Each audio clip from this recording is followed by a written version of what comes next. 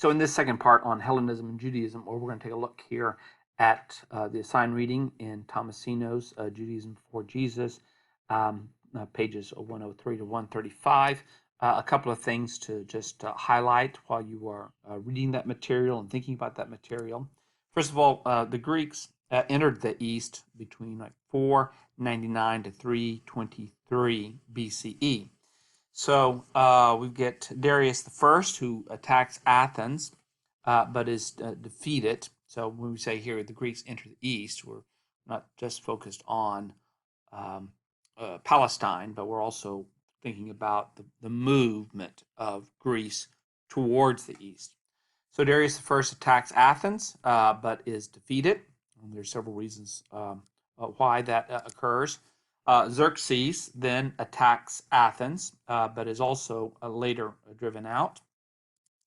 Then we have Alexander liberates the Greek colonies in Asia Minor. So there are these 8 Greek colonies, places where Greeks have settled in Asia Minor. And so that was under Persian rule.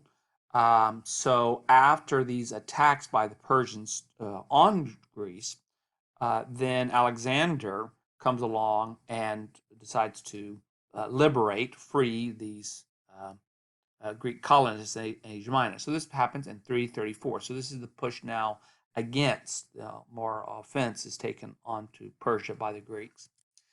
And then Alexander enters Palestine in 332 BCE. So that's a really important date to remember. While there is evidence of Greeks coming into contact in Palestine prior to this period of time, this event with Alexander pushing into Persian territory into Palestine is really going to become a decisive event for the redirection of Palestine for years to come. So Alexander is going to die in 323 BCE at the very young age of 32. So when he has gone all the way out into the western edges of India. So after Alexander dies, his kingdom is divided amongst his generals. He has an infant child, but that child's not ready to take over, and he never will take over. So the kingdom is divided in amongst these generals. For our purposes, the 2 kingdoms that are the most important are the Ptolemies, which had Egypt, and the Seleucids, which had places like Syria and into Babylon. So those 2 kingdoms are going to have the most decisive effect upon the development of Judaism inside this period. So the Ptolemies and the Jews from 3. So at first, really we get Palestine is kind of belonging to the kingdom of Ptolemy. And so it's based, as I said, in Egypt. Ptolemy captured Jerusalem, and many Jews were deported as slaves throughout the empire. So this becomes really important because one of the things that happens during this time is going to be the development of Alexandria. So later, Ptolemy II freed Jewish slaves, but then many stayed in the new lands. And so one of those is going to be Alexandria. There's going to be a large colony but there's going to be a large population of Jews in northern Egypt in this place called Alexandria. The high priest and really chief tax collector is going to be a fellow by the name of Onias II. And he's going to revolt against the Ptolemy III, and he's going to now side with the Seleucids. So here's Palestine in between the Seleucid Empire in the north and the Egyptian Empire, the Ptolemaic Empire in the south. And so he decides that, okay, maybe I could fare better under the Seleucids because, too many taxes having to be paid to the Ptolemies. So this Onias II is then revolting against Ptolemy III.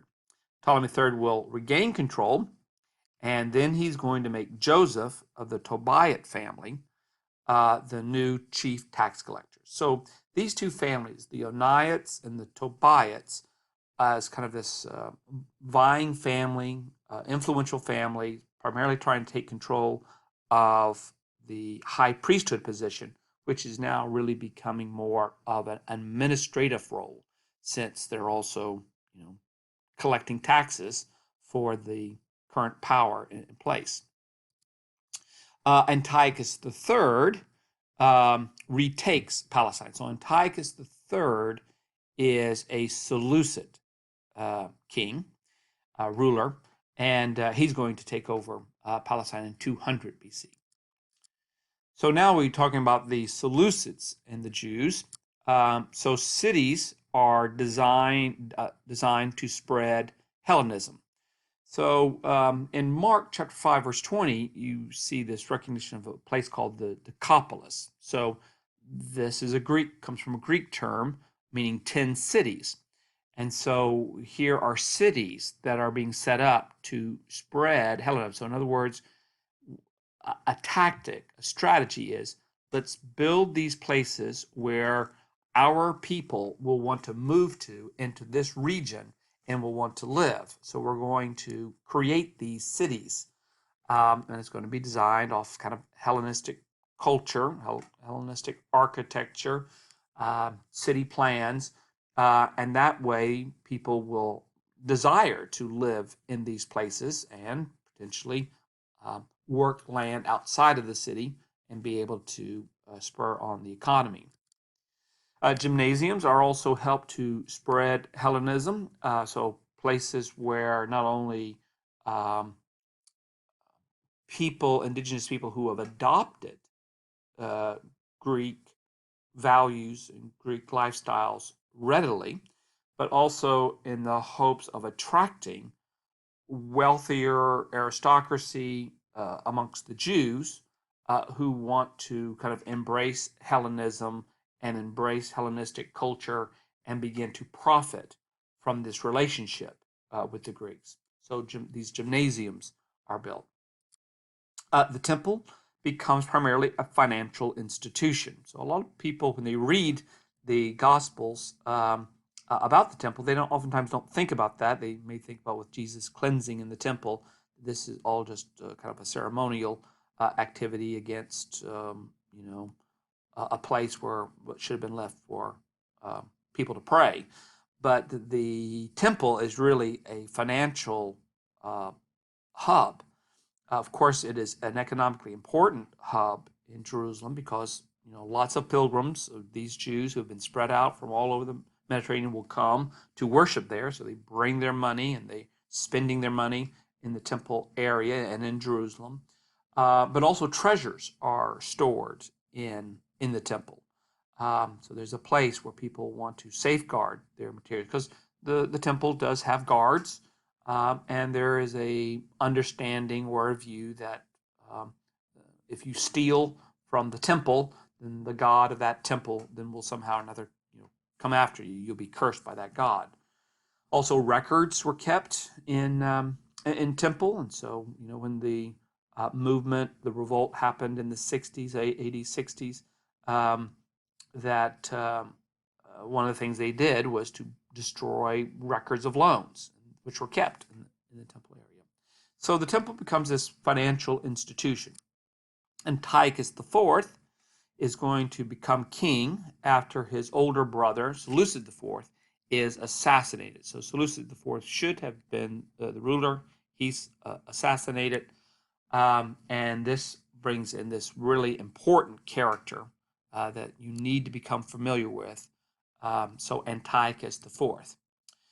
So Jason, Jew by the name of Jason, bribes his way into the high priesthood position. So he bribes Antiochus IV to make him high priest. So you can begin to see what's happening with the high priesthood position. It's not just simply someone who comes from a particular line. Matter of fact, the idea that you would come from a particular line of priest, as the law would stipulate, is now kind of over. This is a political appointment.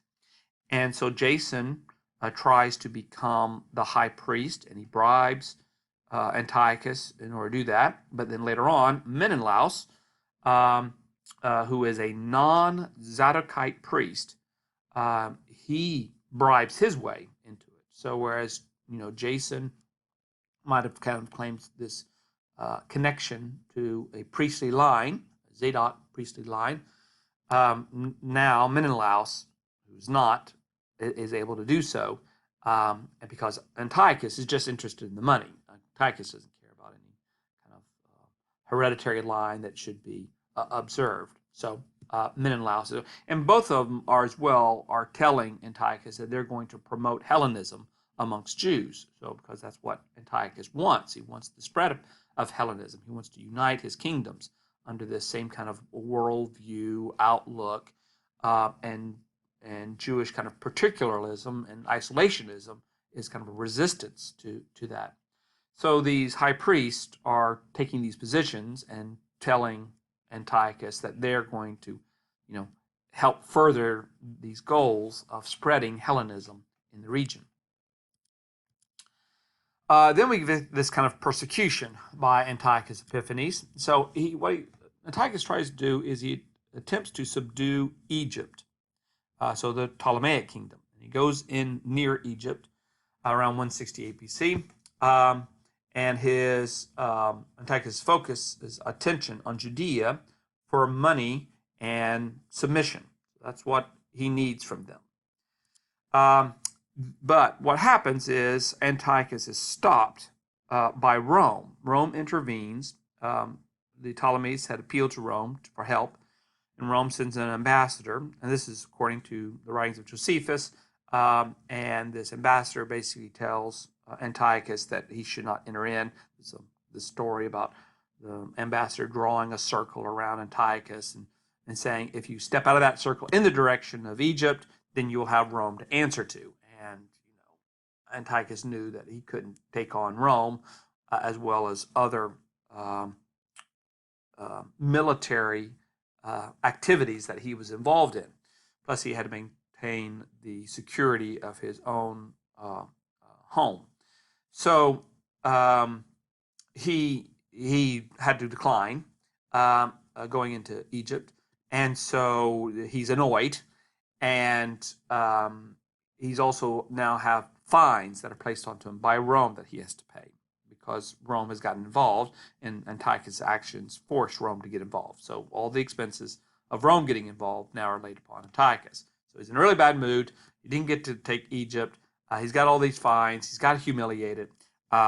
Jews have been kind of resistant to him. Then, according to Josephus and others, there are people in Jerusalem who've been crying out to Antiochus, hey, we're all for Hellenism, we want to support your agendas, and we're just being stopped every chance, there is, and we need you to come in here and save us and help us. So Antiochus then decides to take on the temple, because remember, the temple is a financial institution. It has money there. There's a lot of wealth, and he desecrates it, meaning he then makes the temple a place where a particular god, a foreign god, a pagan god, is going to be worshipped. The god that he chooses to have worshipped in this temple is probably a god who is revered by the kind of mercenaries that he has employed. So, when Antiochus needs to engage militarily, he has his own army, but he also employs people.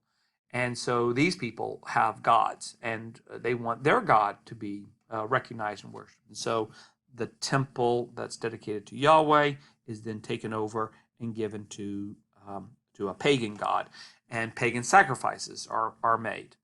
So anyway, so he takes that. There's also a fortress, the Acra, which has been built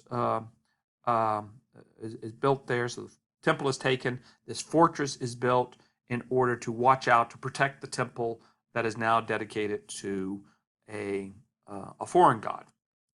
So Jewish practices are outlawed, and the temple then becomes a place for the worship of Zeus Uranus, or Zeus of the heavens. And so that's heartbreaking for Jews who now find that their ancestral laws they're being forbidden to practice them. and this is going to set up the next revolt. So we'll stop it there up to this point. This is going to take us all the way up to the outbreak of the Hasmonean fight, but this gives you kind of a review of Hellenism up to this point, when the temple has been desecrated and Judaism has been outlawed.